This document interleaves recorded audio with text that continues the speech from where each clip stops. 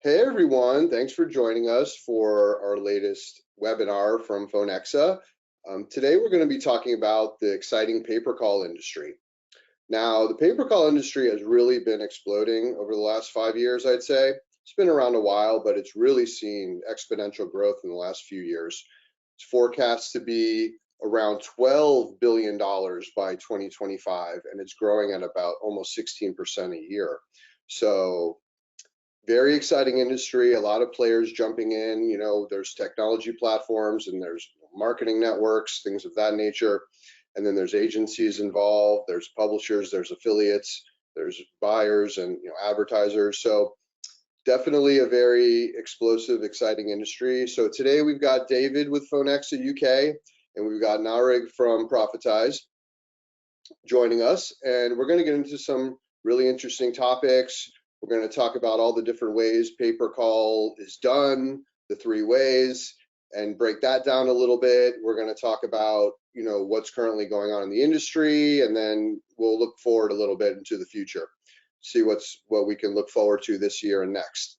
So let me just give a quick background on myself. My name is Evan Weber. I run an agency called Experience Advertising in the performance marketing space, and I've been in the industry for 20 years essentially, working on all sides of the industry, working with advertisers, working with publishers and platforms, so pretty much everything in between. I'm very passionate about things like digital marketing, online advertising, and conversion rate optimization, things like that. So this is going to be a really interesting webinar because I'm also into the pay-per-call space as well, and I've seen a lot of growth and a lot of excitement around that space. So that's a little bit on me. And so let's turn it over to David and hear a little bit about David. Thanks, Evan.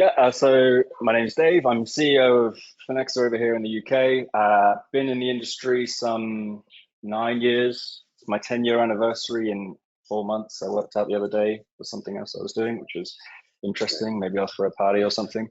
Started off in performance marketing, running my own little, we call them bedroom affiliate agencies in the UK. Super side hustle type thing. When I was 20, and now found myself running Phonexa over here in the UK. So again, one of the things that we try and prioritize is building a platform for performance marketers. So we built it for ourselves initially first.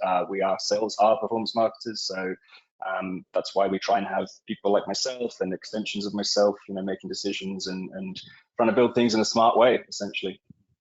I'll hand over to Nareg so he can give us a little background on him. Yeah, quick introduction. Thank you, Dave. Appreciate it. Hello, everyone. My name is Nareg, Director of Operations here over at Profitize. Profitize, we're located in Glendale, California. We're a lead gen network, specifically focused on both inbound calls and web leads within the insurance verticals as well as home services. So we are expanding that. I'm excited to be on this panel. Appreciate it, and looking forward to growing and this industry out even more to what it is. Amazing. Great to hear. Okay, so let's jump right into it. People out there may not know how this really goes down. How people are generating calls, how the calls are distributed and sold, and what goes into that. So let's start by talking about essentially the 3 ways calls are processed and sold to the buyers: the ping post, the ping tree, and the host and post method. So Dave, do you want to break those down for us real quick? Sure. So I guess the way I'll approach this is more from a technical perspective, and then maybe we'll give Nareg a chance to kind of talk about how they're implementing this and how they're kind of being used in real life, in the real world space. So ping post initially, lead is sent into the marketplace in the form of essentially a ping. So you're using some level of customer data to ping that data into your marketplace in one go, essentially giving all of your advertisers, buyers the chance to review that customer and give them the chance to in real time decide whether they want to acquire that customer. Allows them to dynamically bid, so they can bid against each other essentially. But essentially, you're asynchronously pinging all the data to everyone in one go, essentially saying, hey, everyone, I have a customer. Do you want this customer, essentially? Ping tree is more of a one-by-one routing logic, where essentially you're generally speaking applying some kind of filtration initially, and ranking your list of advertisers or buyers by a priority of some sort. So it may be price, it may be ranked by the price that they're prepared to pay. It may be something else. It may be, you might have an advertiser of choice that you're wanting to prefer, 80% of your traffic to go to, or some kind of other prioritization model. You may want to split test advertisers against each other to equally distribute calls between the two, and that kind of thing. Ping tree is typically used to have another distribution logic with a little more control than ping post, essentially, a little bit more deliberation around it, I guess.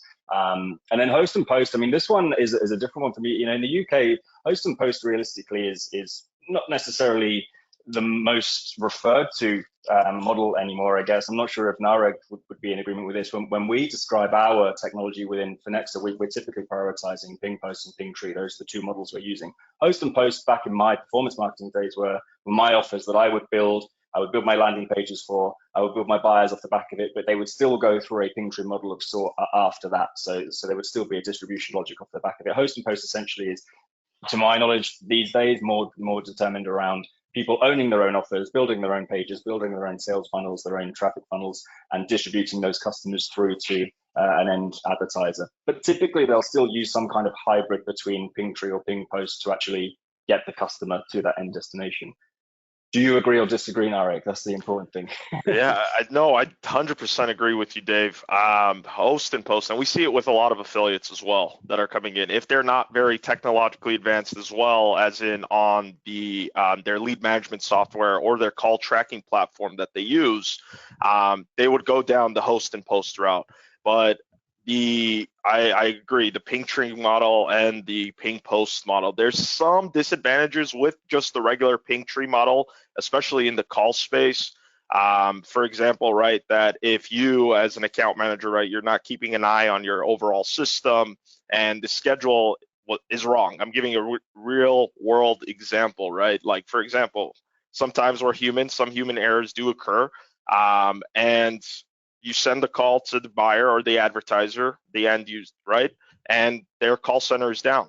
You're just sending them free calls at that point, right? For a ping post model, if you don't get a response back with a bid, right, that call's not going anywhere, especially if you have a min bid price. So since switching to Phonexa, since using Phonexa as well, right, and we have that ping post capabilities with the call tracking platform, it's helped us a lot with the reporting, with and growing our business model. Yeah, that's important to note. Also, the ping post model typically can yield more revenue for the advertiser or in the network, because it's essentially offering it to the highest bidder. And the ping tree, it kind of finds it cascades down and places it eventually. So it's kind of like no leads will go unsold or no calls.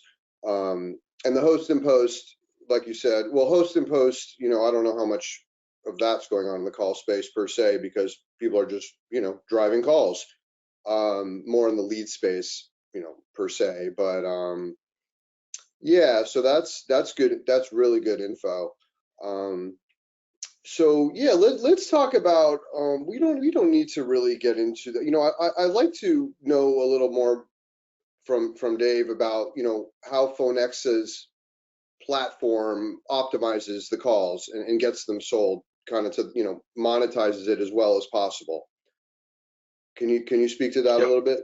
Absolutely, yes. I mean, I guess it's the best way to answer that question is to describe how we think of our role as a software provider, I guess. And I can speak to this because I've used other software systems previously.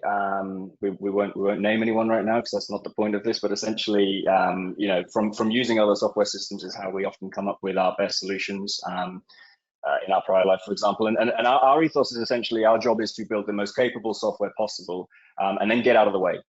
So build all the features, build all the functionality, give our clients pure flexibility, pure control, and to Nareg's point, failover redundancy.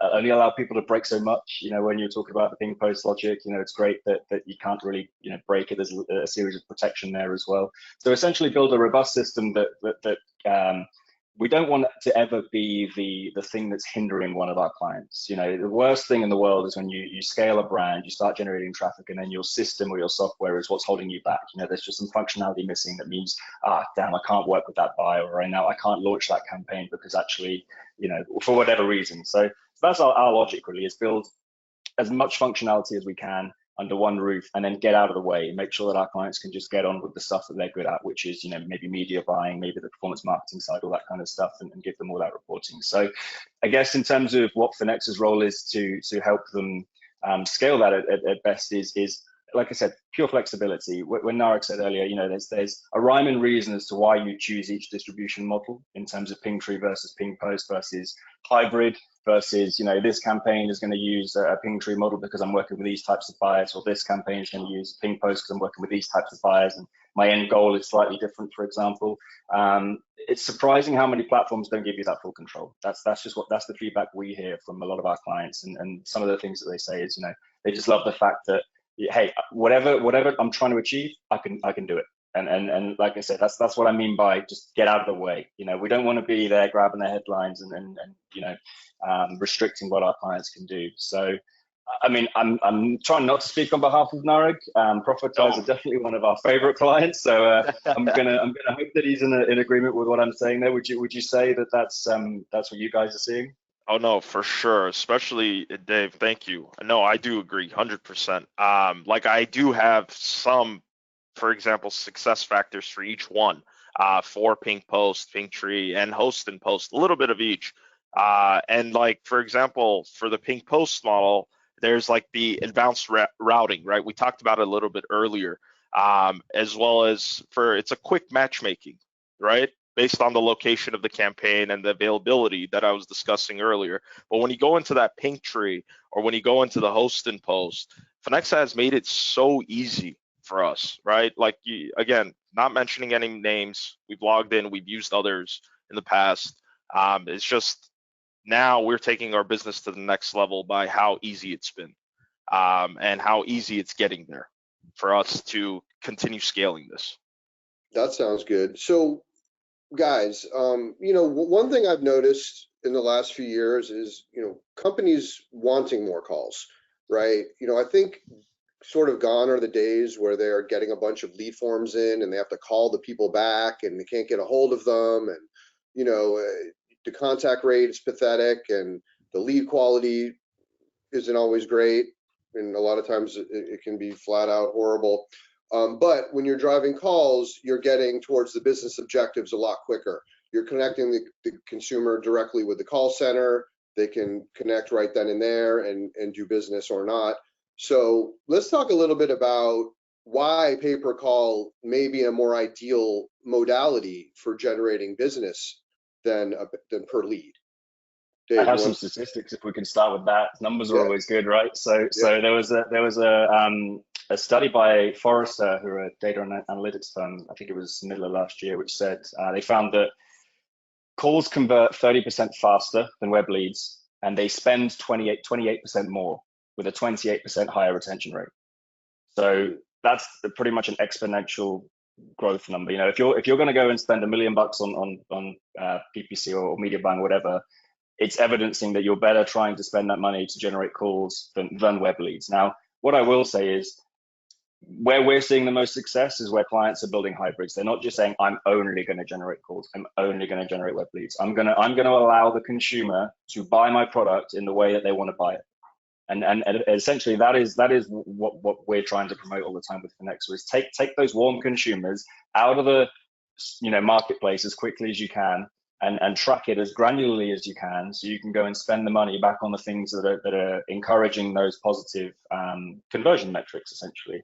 You know, most products, I'll speak about the UK a little bit here. UK tends to run about 10 years behind the US, you know, and we're just catching up on some of this stuff, you know, trying to even tell people that they need to track calls in the first place is an interesting conversation to some people over here. So what we're finding is just when you're talking to these clients and actually their conversion metric, i.e. the purchase of the product, happens over the phone, sometimes it's mind-blowing to say to them, hey, so you just spent, you know, $50,000 on web leads last week. Why don't you just buy the calls instead? If what you're trying to do is actually speak to the customer, why don't you allow them to call you? You know, it's surprising how many people don't actually do that in the first place. But you know, it's a staged approach. You know, stage one is do it in the first place, right? And stage two is then track it and optimize it. So a lot of the times we're getting involved in stage one, which is just allowing people to do it in the first place. And then typically speaking, we'll stay involved with our reporting and our optimization metrics within Phonexa to say, okay, right now, how do we scale this? How do we help you grow that essentially? So yeah, those are the trends. You know, when I speak about those stats that I mentioned earlier, where you just see, you know, 28% increased retention rate, 28% increased spend, kind of becomes a bit of a no-brainer when you start seeing those sorts of numbers. And I guess you see similar things on your side, Nareg. You guys do a mixture of everything anyway, don't you? You do web leads and calls as well. So you're the perfect example of what I'm saying, I guess. Exactly. And we actually, Dave, funny enough, we started with only calls. So when we started back in 2018, it was strictly, we were calls for the insurance verticals. That's all we did. And we noticed that, hey, let's not put all of our eggs in one basket, right? Then what happened in 2020? COVID hit. Call centers, right, were closed. People were either working remote, there was a shakeup. So we had to launch our web lead portion of it as well, for the insurance verticals as well as for home services. So like Dave mentioned, you don't put your eggs in one basket, right? Have a little, diversify it. And specifically for the call place, right? Advertisers, we see it as a lead gen network. Advertisers and these direct buyers are more favorable towards calls rather than web leads, right? Less fraud, they can control it a lot better. They're connected with the consumer off the bat. They don't have to leave a voicemail or wait for, right? They haven't contacted, uncontacted, etc. So we're seeing it as it's becoming more and more favorable in the space. Yeah, and just to piggyback on that, you know, the companies, they have to be prepared to receive the calls, right? And they have to be able to handle the volume. So that's another issue. These companies, you know, they may not be scaled up to handle any volume amount of calls. And, you know, when they do engage in a campaign, so there's logistics that have to be in place in order to, you know, step into the space and build it out. But, you know, one thing that's always fascinated me about just the call space is just the difficulty around generating the calls, right? You know, of course, there's transfers. You know, we can maybe talk about, you know, warm transfers or, you know, transfer generated calls for a little bit. But, you know, when you try to generate calls online, it can be extremely difficult. You know, one thing I've seen, you know, if you try to get someone to go to a landing page and dial a phone number, it's like pulling teeth, you know. And I know this from personal experience. I mean, people do achieve it. And there, you know, obviously some tricks and, you know, I'm actually really bullish on using chatbots to generate inbound calls by sending the traffic directly into a chatbot conversation and then prompting the user, here, click to call, here to call now. So that I've seen a lot of success with that, with publishers out there recently. So I think that needs to be, you know, part of the way forward. But maybe you guys can speak on just, you know, just what a tough market it is to, you know, to generate, or just how calls are even generated, so the audience can get a sense of how publishers are even generating calls these days. I could start there. I was going to suggest you take this one, Nareg. I have something to say about the AI side of things, but just since I've been going first, I was going to say you take this one, and then I'll add to that. I actually agree to that AI chat box thing. I think that is we're headed towards that direction. More AI, etc. But to answer your question, Evan, overall, what we see within the networks, because I'm dealing with these affiliates, publishers that are generating, some of them are generating 10,000 inbound calls a day plus. So they're doing it with Google, right? Google pay per call. A lot of them are generating it on Facebook. Some of them do have a short form, right? So it goes back to this ping post model. Others just have a phone number and they're just allowing it for inbound calls. Profitize currently right now, we don't have warm transfers, so majority of our advertisers and our direct buyers, they only want inbound calls. So that might be, Dave might have a use case for that, but overall, a lot of them, it's actually is a struggle, right? Because not only is some of these advertisers, when the call does come in, right? Some of these consumers are not looking for example, auto insurance. They're not looking for a new policy. They might search auto insurance near me or something to find a servicer. So that's where the quality control has to come into play a little bit. And we have some tools on our end that Phonexa has provided that helps us control the quality of these calls, as well as the tracking and the attribution. But I'll let Dave have, I know he said he has some use cases and some examples for it. One of them was just a cool conversation I had today, actually. So it sprang to mind when you mentioned AI there, Evan. But one thing to bear in mind as well with calls, and something that a lot of our clients will kind of back us up on, is what I mentioned earlier. You know, we wouldn't ever advise anyone to put all eggs in one basket, and especially considering with calls, when they convert 30% faster, spend 28% more, and retention rate is 28% higher, you don't need to generate as many as you would web leads. So a lot of people are used to generating hundreds of thousands of web leads, but when you then consider the number of calls that you're generating, you can't consider them as equal. You know, first of all, the calls are more valuable because of those exact things that I mentioned earlier, and therefore you don't need to generate as many. But what I will say is, businesses are leaving money on the table if they're just neglecting them altogether. The other series is, as long as you're tracking your calls in the same way that you track your web leads, in terms of attributing value back to all of your media buying platforms, whether it be your social media platforms or Google or wherever you're doing it, let the algorithm do its thing, and go away and allow the algorithm to go and target the customers that it's learning are valuable for you. So a lot of people will treat a web lead and track a web lead exponentially. They'll track every little last thing out of them to make sure that they're optimizing their advertising spend off the back of those, but they don't do it for calls. And so therefore calls are getting treated maybe unfairly, I guess, in the marketplace when they're not being tracked to the same level. You're just not letting the platforms do their thing, which is kind of what we try and bang the drum for. But in terms of the point I was going to mention about the AI thing, it's something that we're seeing quite a cool deployment for. We've just partnered with a firm over here in the UK. They're an AI agency. They're building essentially some kind of chatbot technology, but on an API level. And what we're seeing is a hybrid between customers buying web leads and then converting those web leads into calls via the AI chatbot. So what they're doing is they're buying the web lead, taking the customer out of the marketplace, buying that intent essentially. Hey, I'm Mr. Smith. I'm looking for X. Landing the customer on that landing page and then engaging with them with the chatbot, but infiltrating that chatbot with the API data that they're receiving from the short form or long form or whatever it is that the customer's filled out, to then warm the customer up to actually either calling or then preparing them for an outbound call as well, depending on the model that's happening here. So essentially they're taking the customer out of the marketplace, and then keeping them active and warming them up to just keep pushing them down that sales funnel basically. And then the AI is essentially analyzing when the customer, based on what they're saying, when the customer is at the best moment to give that call to action of, hey, click here to speak to your agent, or whatever it might be. But using that API data that they've received from the web lead to nurture that conversation. So it's like, hey, Evan, am I speaking with Evan? The guy, your date of birth is this, you live on this street, you just told me that you're interested in this, making the AI bot actually more interactive based on the information that they know about you in the first place. So that's just one cool use case that we're starting to see. Well, let's talk about, another super important aspect is quality. I know Phonexa has technology that ensures quality, and a lot of rules and things can be set up, and scoring and such. There's quality is always an issue, whether it's leads or calls.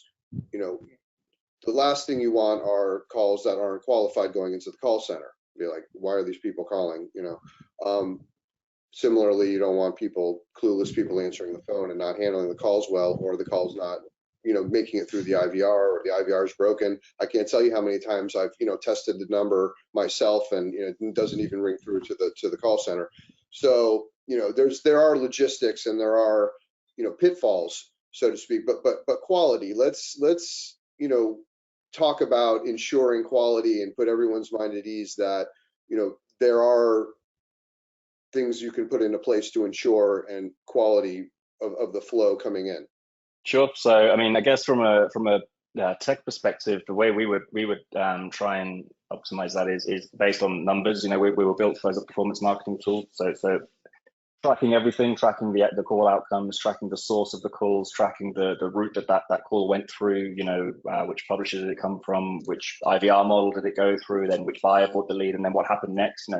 Tracking every single element of the journey, and then reporting on everything to the point where you can then analyze in real time. First of all, that's one thing that a lot of people forget to do, is they'll say, okay, I'm going to look at this once a month, and then they go, oh wow, this is not good, but actually that's because maybe their system doesn't track things in real time, or it's so difficult to actually pull the stats quickly enough, or for whatever reason, that multiple dashboards required to actually pull data from 3 or 4 different places. So first things first, try and put everything in one place. That's what we try to do. Put everything in one place so that you can actually follow everything in one easy process.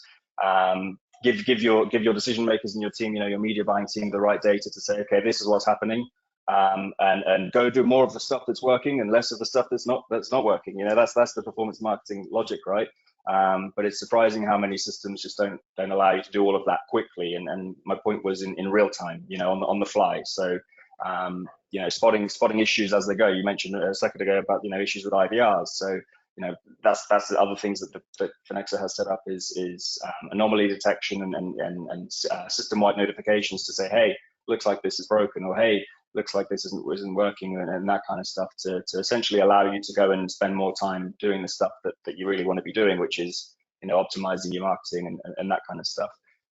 There's other things in place in terms of ensuring quality as well that we've got in place, fraud detection and those kinds of things that we'll allow clients to set up to ensure that they're essentially making sure that they're not living in a false economy, right? So the numbers that they're looking at are real numbers. The customers that they're monitoring are real customers and doing the things they should be doing, coming from the places they should be coming from, and they're not leaving themselves too exposed to things like fraud. But yeah, I mean, Nareg, if you got any kind of use cases that you guys are using the system to help protect against that? Specifically on the fraud side as well, right? From the it's from verifying if the consumer's phone number is real, like Dave just mentioned, right? To verifying if the consumer's phone number is real, doesn't match, like carrier-wise, et cetera. We get reports based off of that within Phonexa.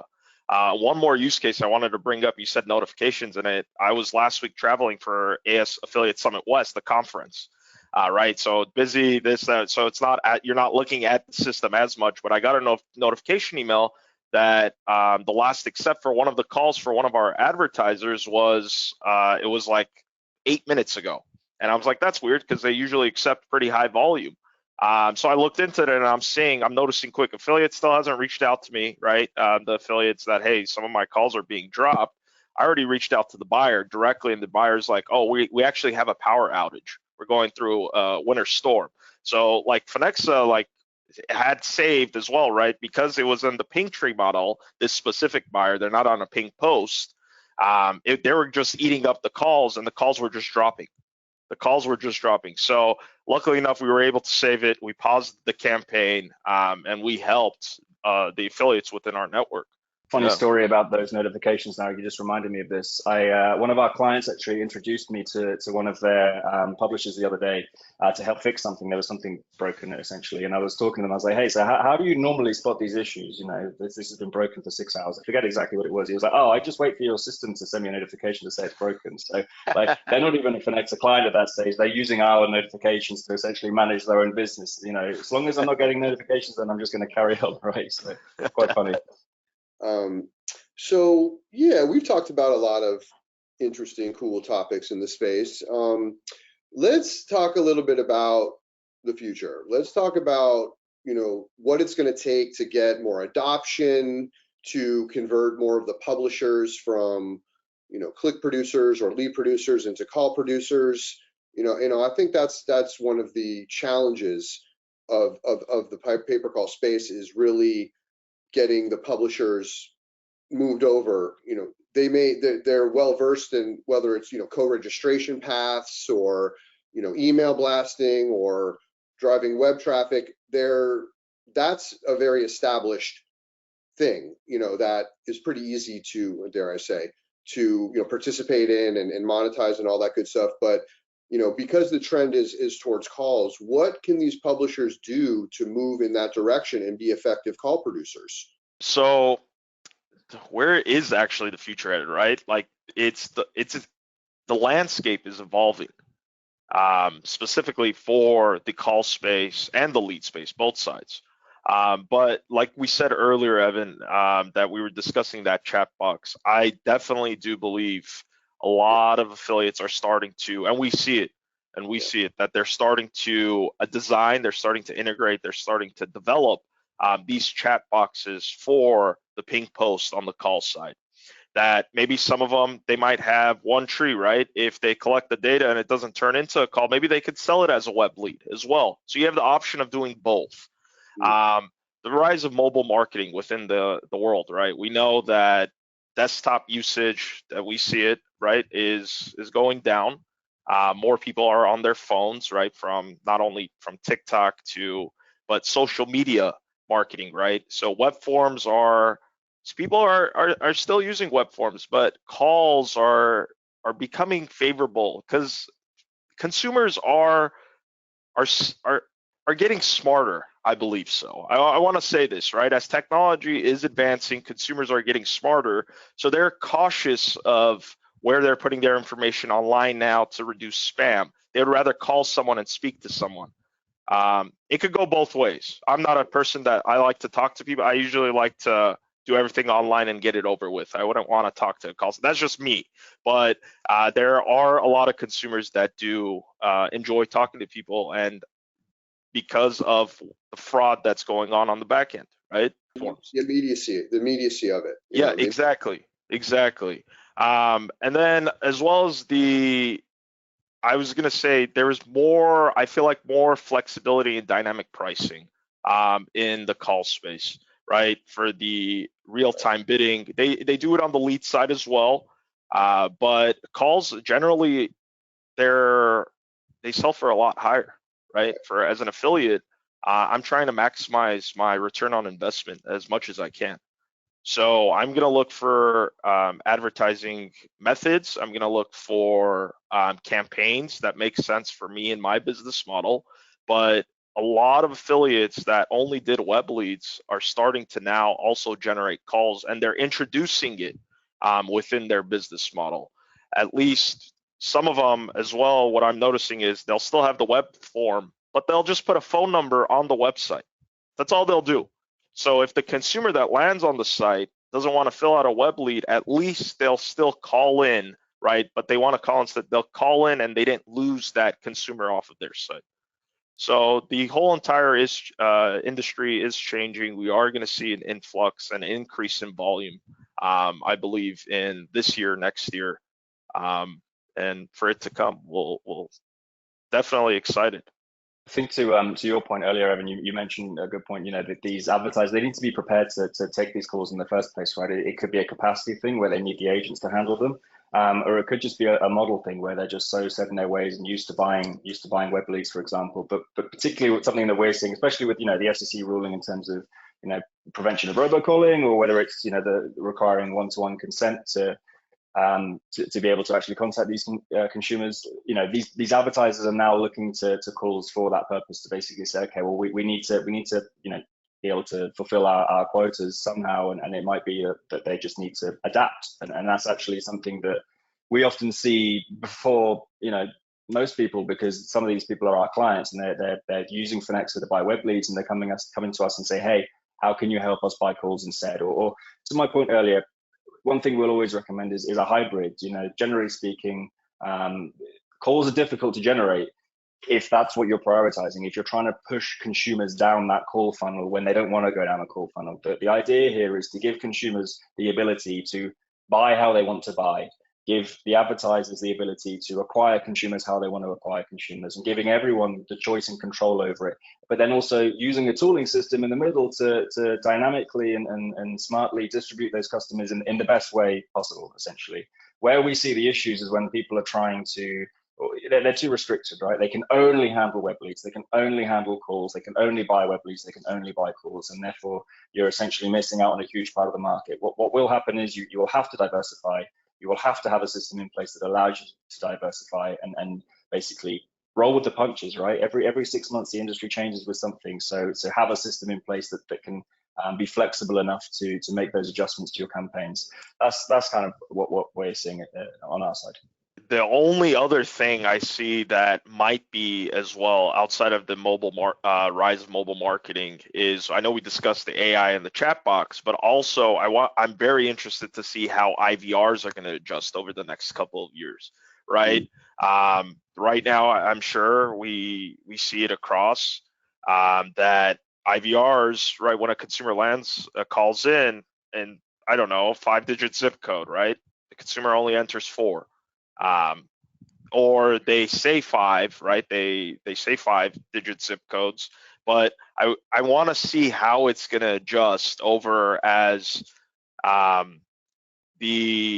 like, for example, please state your job title, or please state how well is it going to start picking up. And I'm actually excited because I'm sure Phonexa has some great things that are coming out.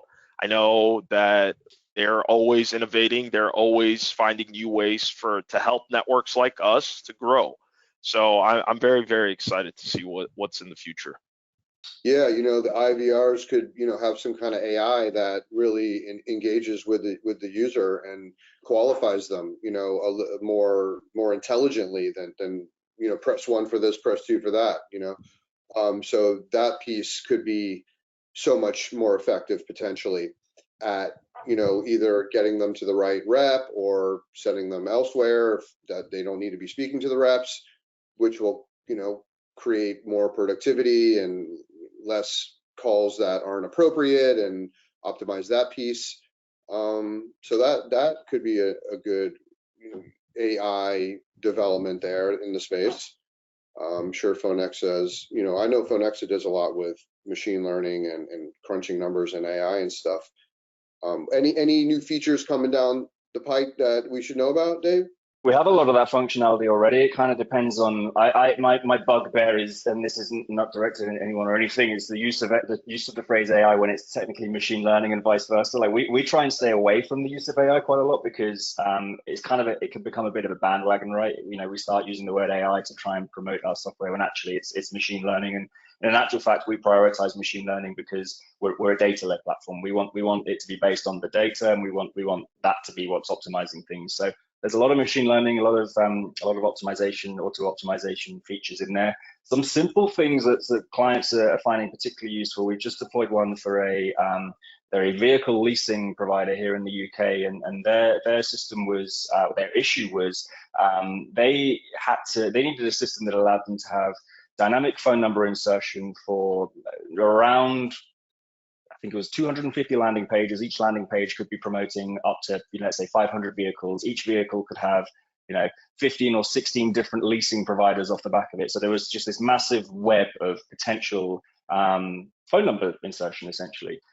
So some tooling that we've built for those guys is dynamic phone number insertion. It's unique to each vehicle, unique to each leasing provider. You can track which vehicle each customer has decided to purchase or lease. And a really cool feature that we built for them is when those customers return, which they often do, what they were finding is when a customer was trying to get hold of their leasing provider, they were calling these guys, the owner of the offer, as opposed to the leasing provider, because that's the person you thought you bought the vehicle from.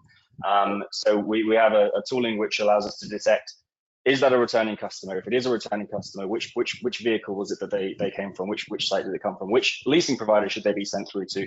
And then we send them through to the correct agent or the correct inbound phone number on their side for a returning customer to take, basically, to your point earlier, Nareg, how much improvements there'll be to IVRs. Well, our approach is take IVR out of the system if it's not needed. That customer would have had to go through an IVR system, to actually get to get sent to where they needed to go. Well, let's just build a system to detect if they actually needed an IVR in the first place, send them through to the agent. And what this company is actually doing is they're charging the leasing providers for these calls as well. So they're saying, hey, if these customers are calling us, these customers think that we're their service provider. We're providing a value, we're providing a service by actually getting these customers put back in touch with you guys. It could be they're calling back to actually purchase the vehicle, for example, when they actually didn't purchase it first time around.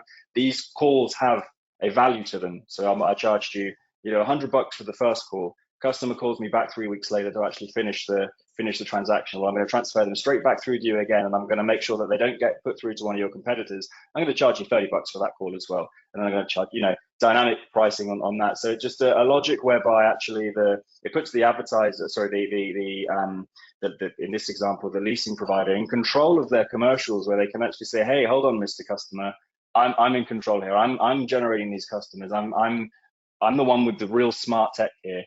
And then actually make it a chargeable service, whereas previously they had no way of tracking it and certainly no way of charging for it as well. So just some cool tooling like that, whereby you're treating returning customers in a smart way and delivering the service quickest as possible. That's what we mentioned earlier. These calls are converting 30% faster, so make sure that you're able to serve them as quickly as possible.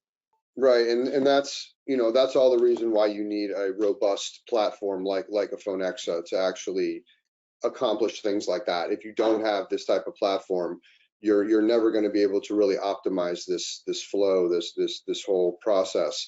And the whole point is to squeeze the most revenue out of the calls, right?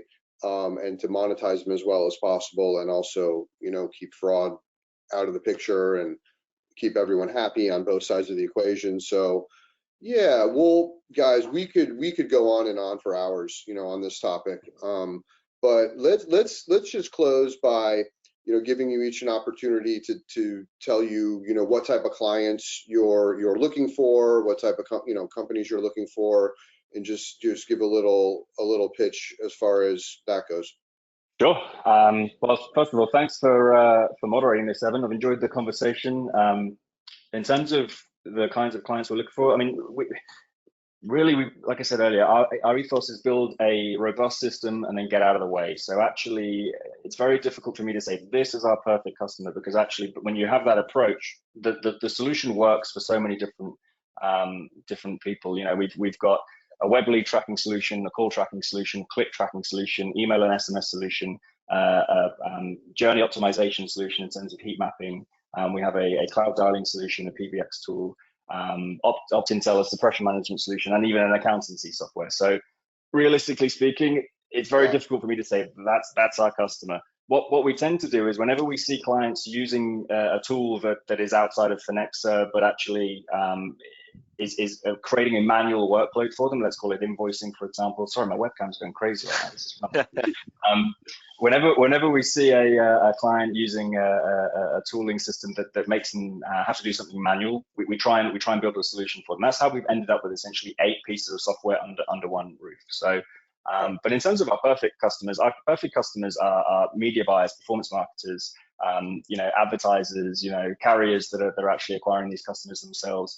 Anyone in the affiliate marketing space or the lead generation space that's looking to optimize their journeys, optimize their spend, their media buying budgets, their journey essentially, to make sure that they are delivering the best service to consumers, but also optimizing their ROI at all times, and have the ability to track everything from first impression, when that customer first enters the marketplace for you, all the way through to final conversion, and then also how to bring them back again later and get them to keep using your service as well. So that's essentially anyone that's looking to do that could be a Phonexa client. And when you're watching this, if you wanted to have a demo of the system, we'd love to show you what we have. We have a pretty consultative approach. We don't just dive in and show people a demo. We'll spend some time discovering their business and spending some time finding out if there is a use case for our software. There's nothing worse than someone trying to force you down a road of using a software that's not fit for you. If Phonexa's not right for you, we will be the first people to tell you that. Generally speaking, we don't want to be supporting people that aren't capable of using it. But vice versa, if there's something there, we'll hopefully be able to find a problem that we can solve for you. Nareg, what are you guys looking for? Well, just what you said, right? For performance marketers, media buyers, right? Advertisers, carriers, within the insurance verticals, as well as home services. But I was going to add to that, right? So when you're an advertiser, right? A lot of our advertisers or even affiliates within our network, they actually get a let's say, for example, out of 100% Phonexa view, to about 10 to 15%. And they're like, wow. And they only see 10 to 15% of it. So I'm like, guys, like if you're running a pretty, you know what I mean, and you want to take your business to the next level, definitely you should be getting a demo. You should be definitely, and we have Profitize has referred a lot of clients to Phonexa over the years. And a lot of the affiliates as well as advertisers are very, very happy with the outcome. But for Profitize's side, again, media buyers, performance marketers, advertisers, if you're looking for anywhere to sell your web leads or your calls, right, as we discussed, within the insurance verticals and home services, please reach out. I would love to chat. Yeah, thank you guys both. I've learned a lot from both of you. This was very, very, as you said, Evan, we could be going on for hours and discuss this, but I appreciate you guys a lot. Thank you. Thanks, guys, for joining. And yeah, that's going to conclude our latest Phonexa webinar. And I hope everyone enjoyed it and got a lot of value out of it. And if they have any follow-up questions, feel free to contact any of us, and we'll take it from there. Thanks a lot, guys. Thanks, guys. Thank you.